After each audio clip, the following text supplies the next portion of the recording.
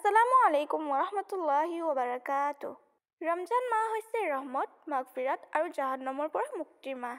নবী মুহাম্মদ সাল্লাল্লাহু আলাইহি ওয়াসাল্লামে ফৰমাইছে, পবিত্ৰ ৰমজান মাহ তিনিটা ভাগত ভগোৱা হৈছে। প্ৰথমটো হৈছে প্ৰথম 10 দিন ৰহমত, দ্বিতীয় 10 দিন মাগফিৰাত আৰু তৃতীয় 10 দিন জাহান্নামৰ পৰা নাজাত।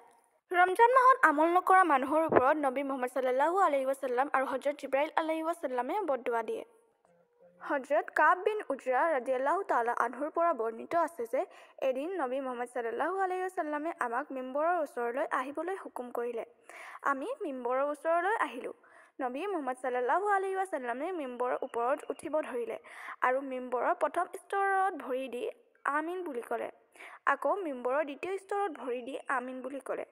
আকৌ মিম্বৰৰ তৃতীয় স্তৰত ভৰি দি আমিন বুলি ক'লে।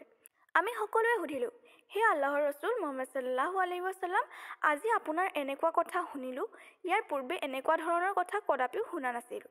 উত্তৰত নবী মুহাম্মদ সাল্লাল্লাহু আলাইহি ওয়াসাল্লামে ক'লে, মই যেতিয়া মিম্বৰৰ প্ৰথম স্তৰত ভৰি ৰাখিছিলোঁ, তেতিয়া হযৰত জিব্ৰাইল আলাইহিছ সালামে আহি এই বদদুৱা কৰিছে যে যিজনে ৰমজান মাহ পাই তাৰ গুনাহসমূহ ক্ষমা কৰিব নোৱাৰিলে সেইজন ধ্বংস হওক। তেতিয়া মই কৈছিলোঁ আমিন। আকৌ যেতিয়া দ্বিতীয় স্তৰত ভৰি ৰাখিছিলোঁ, তেতিয়া তেখেতে ক'লে, সেইজন মানুহ ধ্বংস হওক যাৰ সন্মুখত আপোনাৰ নাম মুবাৰক লোৱা হয় আৰু সেইজনে আপোনাৰ নাম শুনাৰ পিছত দুৰুদ শৰীফ নপঢ়ে। তেতিয়া মই কৈছিলোঁ আমিন। আকৌ যেতিয়া তৃতীয় স্তৰত ভৰি ৰাখিছিলোঁ, তেতিয়া হযৰত জিব্ৰাইল আলাইহিছ সালামে ক'লে, সেইজন মানুহ ধ্বংস হওক যিজনে মাক বাপেক অথবা উভয়ৰ এজনক বৃদ্ধ অৱস্থাত পাই খেদমত কৰি জান্নাতত প্ৰৱেশ কৰিব নোৱাৰিলে। তেতিয়া মই কৈছিলোঁ আমিন। বন্ধুসকল, যদি আমি পবিত্ৰ ৰমজান মাহ পাওঁ, আল্লাহৰ ইবাদত অৰ্থাৎ ৰোজা, নামাজ ইত্যাদি কৰি আমাৰ বিগত জীৱনৰ গুনাহসমূহ ক্ষমা কৰিব নোৱাৰিলোঁ, তেনেহ'লে এই সংসাৰৰ বুকুত আমাতকৈ হতভাগী, দুৰ্ভাগ্য কোন হ'ব পাৰে? আল্লাহে আমাক এই পবিত্ৰ ৰমজান মাহত অধিক পৰিমাণে নেক আমল কৰিবলৈ তৌফিক দান কৰক। আমিন। হুজুৰ সাল্লাল্লাহু আলাইহি ওয়াসাল্লামে যি তিনিটা বাক্যত আমিন বুলি কৈছিল, তাৰে প্ৰথমটো আছিল যে যিজনে ৰমজান মাহ পায় তাৰ গুনাহসমূহ ক্ষমা কৰিব নোৱাৰে সেইজন ধ্বংস হওক। আমি ইয়াৰ পৰা কি বুজিলোঁ?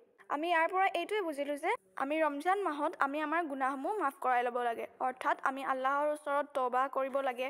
আমি বেছিকৈ নামাজ পঢ়িব লাগে, নফল নামাজ, ফৰজ নামাজ, লগতে ৰোজাও ৰাখিব লাগে। এতিয়া আমাৰ যিহেতু 10টা ৰোজা পাৰ হ'বলৈ হ'লেই আৰু বাকী থকা ৰোজাকেইটা ভালদৰে ৰাখি আমি ভালদৰে আমল কৰিলে নিশ্চয় আমাৰ গুনাহসমূহ আল্লাহ তাবাৰকা ৱা তাআলাই ক্ষমা কৰি দিব।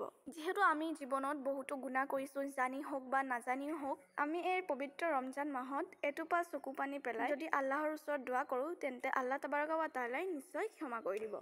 দ্বিতীয়তে কোৱা কথাটো হৈছে, সেইজন মানুহ ধ্বংস হওক যাৰ সন্মুখত আপোনাৰ নাম মুবাৰক লোৱা হয় আৰু সেইজনে আপোনাৰ নাম শুনাৰ পিছতো দুৰুদ শৰীফ নপঢ়ে। ইয়াৰ পৰা আমি বুজিলোঁ যে আমি যদি নবী মুহাম্মদ সাল্লাল্লাহু আলাইহি ওয়াসাল্লামৰ নাম যদি শুনো, তেন্তে আমি দুৰুদ শৰীফ পঢ়িব লাগে।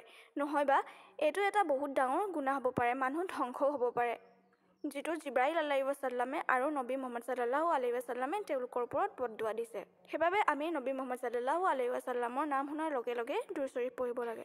তৃতীয়তে কোৱা কথাটো হৈছে, যিজনে মাক বাপেকক অথবা উভয়ৰ এজনক বৃদ্ধ অৱস্থাত পাই খেদমত কৰি জান্নাতত প্ৰৱেশ কৰিব নোৱাৰে। ইয়াৰ পৰা আমি বুজিলোঁ যে আমি আমাৰ আব্বা আম্মাৰ খেদমত কৰিব লাগে, তেওঁলোকৰ সকলোবোৰ কথা শুনিব লাগে, লগতে তেওঁলোকক আমি দুখ কষ্ট দিব নালাগে আৰু তেওঁলোকে যাতে এটা উফ বুলি শব্দও ক'ব নোৱাৰে তাৰ বাবে আমি চেষ্টা কৰিব লাগে। আমাৰ আব্বা আম্মাই আমাক সৰুৰে পৰা অতি কষ্টৰে ডাঙৰ দীঘল কৰে। তেওঁলোকে নিজে নাখায় আমাক খুৱায়, কিন্তু আমি যেতিয়া ডাঙৰ হওঁ তেতিয়া আমি সেইবোৰ কথা পাহৰি যাওঁ। যেতিয়া মানুহে নিজে ইনকাম কৰিবলৈ লয়, তেতিয়া মাক বাপেকৰ কথা পাহৰি যায় আৰু মাক বাপেকক অৱহেলা কৰে।